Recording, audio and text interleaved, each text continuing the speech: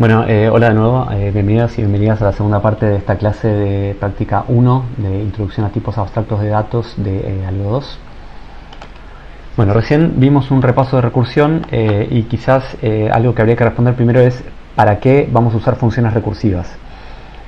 Bueno, en Algo 1 ustedes resolvían problemas algorítmicos, o sea, escribían programas para resolver problemas y esos problemas se especificaban usando pre y postcondiciones. En Algo 2 vamos a hacer lo mismo.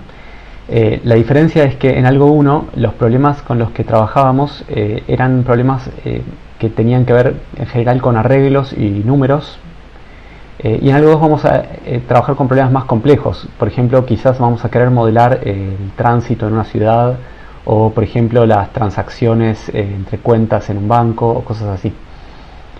Entonces, cuando queramos escribir las pre y las postcondiciones de las operaciones, no nos va a alcanzar la lógica de primer orden que teníamos en Algo 1 y vamos a necesitar extender esa lógica de primer orden con nuevos tipos. Por ejemplo, si queremos modelar el tránsito de una ciudad, quizás vamos a querer tener el tipo ciudad, y si queremos modelar las transacciones entre cuentas en un banco, quizás vamos a querer tener el tipo banco, donde uno puede hacer transacciones entre las cuentas para poder escribir esas pre y esas postcondiciones. ¿Está bien? Entonces, repasemos rápidamente los tipos abstractos de datos básicos que ya tenemos en Algo 2. No voy a leer detenidamente este apunte porque me tomaría muchísimo tiempo. Lo que les aconsejo es que ustedes los lean detenidamente y hagan las consultas sobre las cosas que no entiendan. Entonces, en este apunte se definen los tipos con los que vamos a trabajar. Por ejemplo, el tipo abstracto de los booleanos tiene dos generadores, el verdadero y el falso, true y false, y tiene operaciones.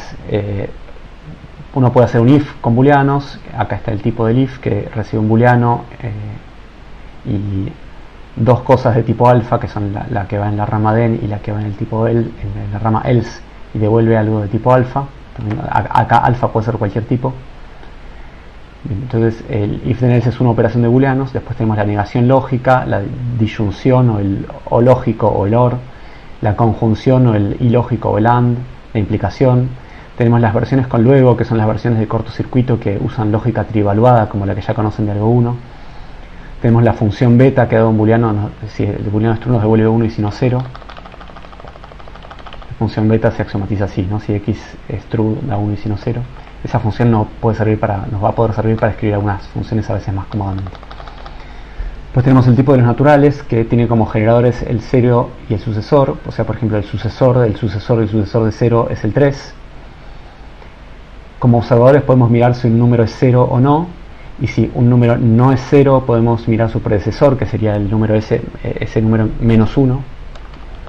Y después tenemos otras operaciones aritméticas conocidas como la suma, la resta, el producto, el menor estricto, el menor igual, que da el menor estricto, por ejemplo, dos números naturales nos da un booleano. El mínimo entre dos números naturales, el máximo entre dos números naturales. Y cada una de estas operaciones está axiomatizada con estos axiomas que están acá abajo. Después tenemos el tipo de las tuplas, que son como pares ordenados, serían tuplas de 2 elementos, ternas ordenadas serían tuplas de 3 elementos, y en general uno va a tener secuencias de n elementos ordenados, que no tienen por qué ser todos del mismo tipo. Se escriben con estos ángulos así. Por ejemplo, si uno escribe ángulo 1,2,3 ángulo, esa sería una tupla de 3 números naturales. Después tenemos, las tuplas tienen como observadores estas funciones que se llaman a veces funciones proyectoras. La función pi1, por ejemplo, de una tupla me devuelve la primera componente de la tupla, y en general la función pi sub i de una tupla de n elementos nos va a devolver la iésima componente de la tupla. Después tenemos el tipo de las secuencias, que son listas ordenadas de elementos.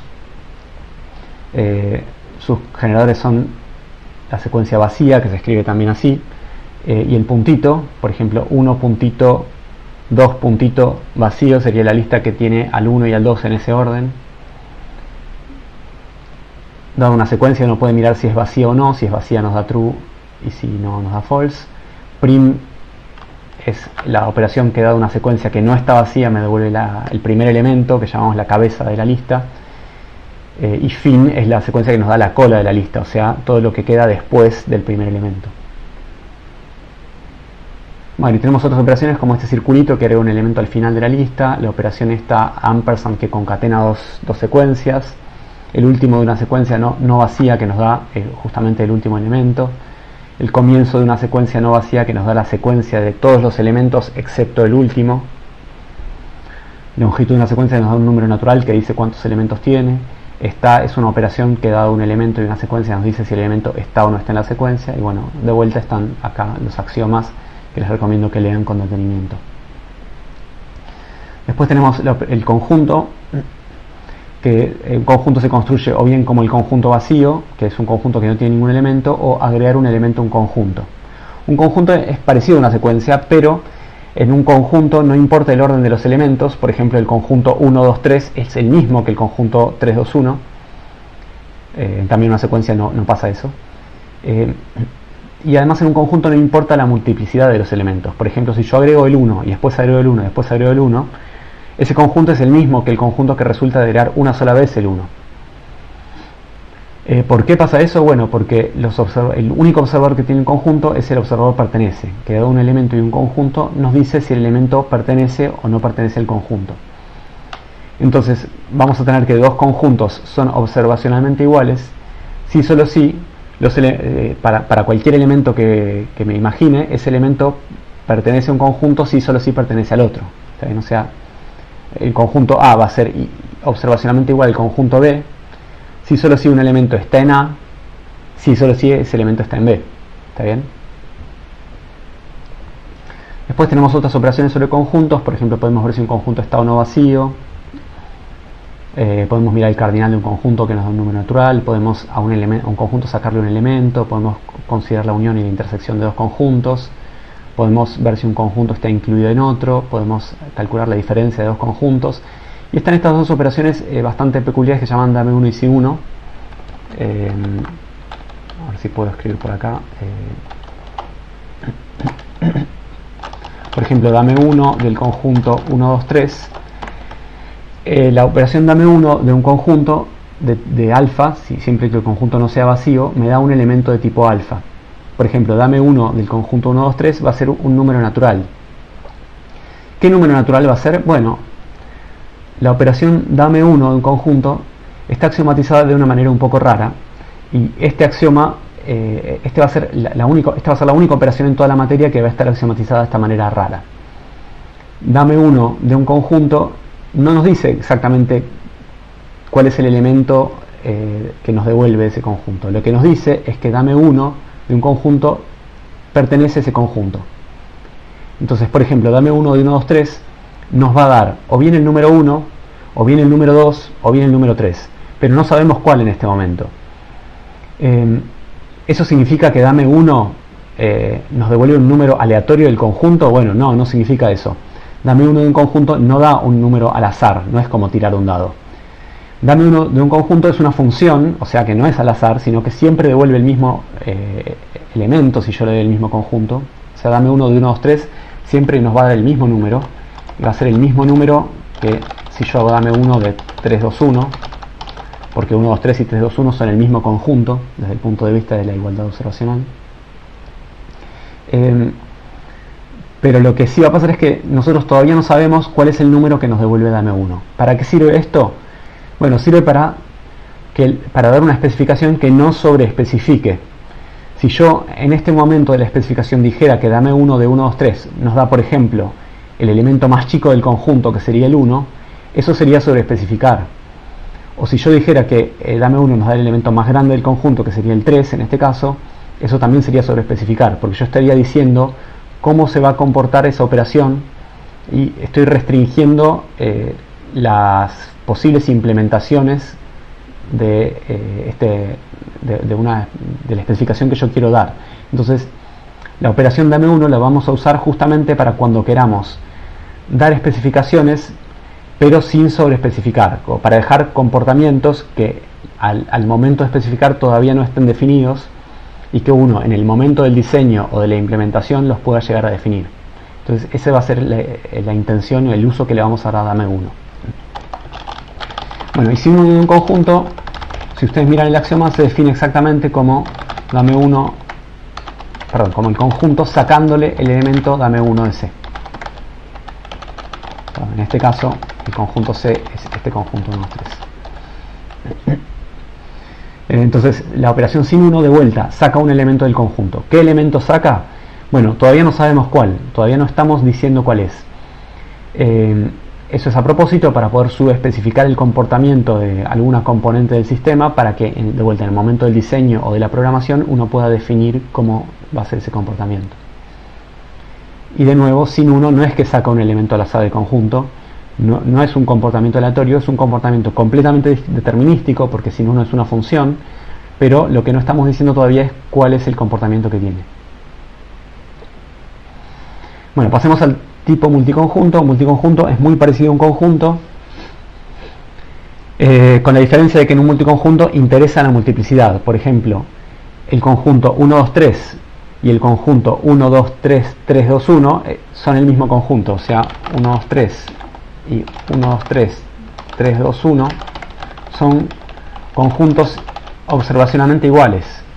En cambio, vistos como multiconjuntos no van a ser iguales, porque en el multiconjunto de la izquierda el 1 aparece una vez y en el multiconjunto de la derecha el 1 aparece dos veces. Fíjense que el observador de un multiconjunto nos dice, dados un elemento y un multiconjunto, cuántas veces aparece o cuál es la cardinalidad o multiplicidad de este elemento en este multiconjunto.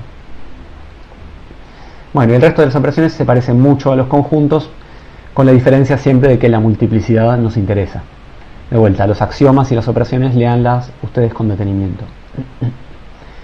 Bueno, el tal arreglo dimensionable es básicamente como un arreglo de algo 1. Uno puede crear un arreglo de tamaño n y cada posición del arreglo puede estar definida o no. O sea, un arreglo siempre tiene un tamaño. Cada elemento del arreglo puede estar o definido o no. Y si un elemento está definido, uno puede mirar qué es lo que hay almacenado, digamos, en esa posición o en esa ubicación, en ese índice del arreglo.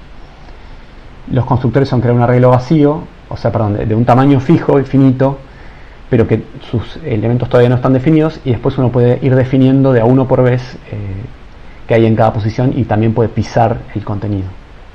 Después, de nuevo, lean la axiomatización. Una pila es otro tipo abstracto de datos. Los generados de la pila son la pila vacía y apilar. Vacía nos devuelve una pila que no tiene elementos, y cuando yo apilo es como si le pusiera un elemento arriba de lo que ya había. Es como una pila de platos, por ejemplo, donde yo voy poniendo un plato, después arriba otro plato, después arriba otro plato, y cada vez que saco un plato, el plato que saco es el que está más arriba. Es el último plato que puse es el primero que saco. Eso es el comportamiento que caracteriza una pila. Una pila tiene estos observadores. Vacía nos dice si una pila está vacía o no. El tope de una pila no vacía nos da un elemento que sería el que está arriba de todo, que sería el último que entró, y desapilar saca el elemento que está arriba de todo y nos da la pila sin ese elemento. Bien, otro tipo parecido a la pila es una cola, pero la cola, a diferencia de la pila, el primer elemento que llega es el primer elemento que sale. ¿Está bien? Es como una cola en una fila de espera de una ventanilla, por ejemplo, ¿no? La gente empieza a hacer una fila y la primera persona que llega es la primera que se va, la primera que es atendida. Uno puede crear una cola vacía, puede encolar, o sea, que llegue un nuevo elemento a esa cola. Uno puede preguntar si una cola está vacía o no, y puede mirar cuál es el próximo elemento si una cola no es vacía. El próximo elemento es el último que llegó. Y puede desencolar un elemento, que sería sacar el último elemento que llegó. Bueno, después tenemos el tipo abstracto de datos árbol binario. Para eso vamos a ver un dibujito. Un árbol binario es una estructura que tiene más o menos esta pinta. Estos son ejemplos de árboles binarios.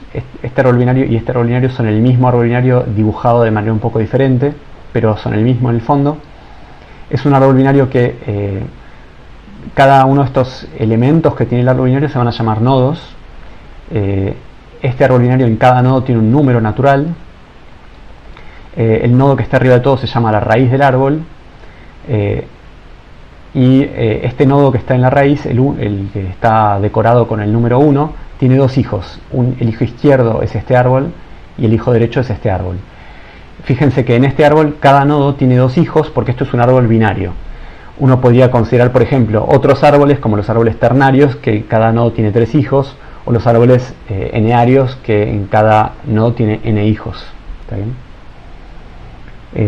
Bien. Fíjense que acá, ¿qué pasa con el 3? El 3 es lo que llamamos una hoja. Una hoja es un nodo cuyos hijos son árboles vacíos. ¿Está bien? Por ejemplo, el 3 tiene como hijo izquierdo el árbol vacío y tiene como hijo derecho el árbol vacío. A veces eso lo dibujamos de esta forma y a veces eso lo dibujamos directamente así.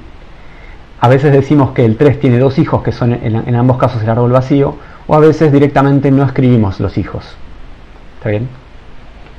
Bien. ¿Qué otra terminología vamos a usar de árboles? Bueno, los nodos que no tienen hijos los vamos a llamar hojas. Por ejemplo, en este árbol el 3, el 4 y el 7 son hojas. A cada fila de alguna forma del árbol lo vamos a llamar nivel. Por ejemplo, este árbol tiene un nivel que tiene al 1, el segundo nivel tiene al 2 y al 5, el tercer nivel tiene al 3, al 4 y al 6, y el cuarto nivel tiene al 7, y este árbol tiene 4 niveles. La altura del árbol es la cantidad de niveles que tiene. Por ejemplo, este árbol tiene 4 niveles, o sea que tiene altura 4. Y un camino que va desde la raíz hasta una de las hojas se llama rama. Por ejemplo, 1, 2, 3 es una rama del árbol, 1, 2, 4 es otra rama de este árbol, y 1, 5, 6, 7 es otra rama de este árbol. ¿Cómo vamos a escribir a esos árboles con la notación de los tipos abstractos de datos? Bueno, vamos a usar estos generadores. Nil es el generador que construye un árbol vacío, que tiene 0 nodos. Y bin es el constructor, el generador, que yo le voy a dar 3 parámetros. Primero le voy a dar recursivamente, digamos, un árbol que va a ser el hijo izquierdo.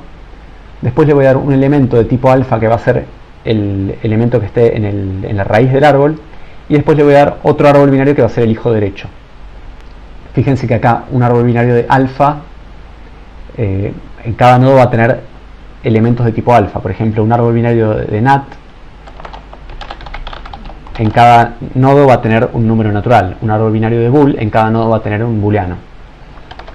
Y por ejemplo,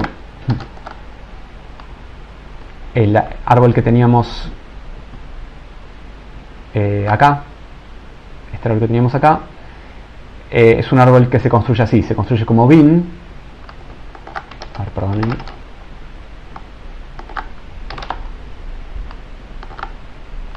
Disculpen. Se construye así, ¿no? Se construye como bin, en la raíz tiene al 1, y este es el hijo izquierdo del árbol y este es el hijo derecho del árbol. El hijo izquierdo del árbol, con la notación de tal, se escribe así, y en dibujo sería este arbolito de acá, este subárbol de acá, que en la raíz tiene al 2, y cuyo hijo izquierdo es el árbol que en la raíz tiene al 3, y el 3 tiene dos hijos que son vacíos, o sea, tiene dos hijos nil. A veces decimos que el 3 no tiene hijos, pero más precisamente lo que podemos decir es que tiene dos hijos que ambos son nil.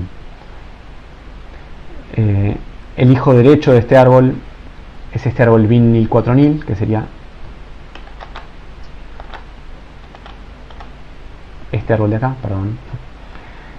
Bueno, y en este caso, este subárbol de la derecha es el que está escrito acá, que en la raíz tiene el 5, el hijo derecho es nil, porque fíjense que el 5 no tiene hijo derecho, o dicho de otra forma, el hijo derecho es nil, y su hijo izquierdo es el árbol que está escrito acá, que en la raíz tiene el 6 no tiene hijo izquierdo, o dicho de otra forma, su hijo izquierdo es nil, y su hijo derecho es el árbol que tiene al 7, y el 7 tiene ambos hijos nil. Bueno, es el tipo árbol binario. Lean las demás operaciones del árbol binario. Bien. Y después tenemos el tipo de los diccionarios. Un diccionario es algo así como una tabla, como un diccionario justamente, que tiene tiene un tipo de claves y un tipo de significados. Por ejemplo, fíjense que el diccionario depende de dos parámetros, ¿no? De dos tipos. Por ejemplo, uno tiene listas de naturales o arreglos de naturales o árboles binarios de naturales, pero en cambio el diccionario tiene dos parámetros. Entonces uno, por ejemplo, podría tener un diccionario de natural, o sea, diccionario de nat, que sería un diccionario que a cada número natural le asocia un número natural. O también uno podría tener un diccionario de nat en bool, sería un diccionario que a cada número natural le asocia un booleano. O un diccionario de bool en nat sería un diccionario que a cada booleano le asocia un número natural. O bueno, un ejemplo más, un diccionario de nat en secu de bool sería un diccionario que a cada número natural le asocia una secuencia de booleanos. ¿Cómo se construyen los diccionarios? Bueno, esto léanlo bien, pero uno puede tener un diccionario vacío, o uno, si ya tenía un diccionario, le puede a una clave asociar un significado. Por ejemplo, si al 1 le asocia como significado true, eso sería como una tabla, como que si yo busco al 1 en el diccionario, su significado es true. ¿Está bien? Y uno puede en un diccionario fijarse si una clave está definida o no, con este observador def, que nos dice si una clave está definida o no está definida en el diccionario. Y uno, dado una clave, siempre y cuando esté definida en el diccionario, puede mirar cuál es su significado. ¿Está bien? Bueno, después hay una operación para borrar una clave de un diccionario, y hay una operación claves que, dado un diccionario, me da el conjunto de todas las claves que están definidas en ese diccionario. Bueno, y por último tenemos el tag cola de prioridad, que se parece bastante a una cola. Recuerden que en una cola los elementos van llegando y van saliendo en orden de llegada. Bueno, una cola de prioridad es similar, con la diferencia de que los elementos que llegan con una prioridad, y en lugar de salir en orden de llegada, van saliendo en el orden de la prioridad que tienen. La prioridad, por ejemplo, o sea, va a estar dada por una, mejor dicho, va a estar dada por una relación de orden total y estricto. Entonces los elementos van a estar ordenados de menor a mayor prioridad. Los elementos van a ir llegando, y cuando yo los saque de la cola de prioridad van a salir en el orden de mayor prioridad a menor prioridad. O el ejemplo que se suele dar para ilustrar esto es en el caso de, por ejemplo, un hospital en el que van llegando pacientes que tienen distintos niveles de gravedad o prioridades dependiendo de cómo sea su caso, y la persona que tenga mayor prioridad va a ser atendida primero. Entonces eso se podría modelar con una cola de prioridad. Los generadores observadores se parecen mucho a los de una pila, a los de una cola. Lo que difiere son los axiomas. Si leen los axiomas con detenimiento, van a ver que cuando uno mira cuál es el próximo elemento de una cola de prioridad, el próximo elemento siempre va a ser el elemento más prioritario, no el último que llegó, sino entre todos los que llegaron y todavía no se fueron, el que tenga mayor prioridad. Bueno, ese sería el repaso de los tags básicos.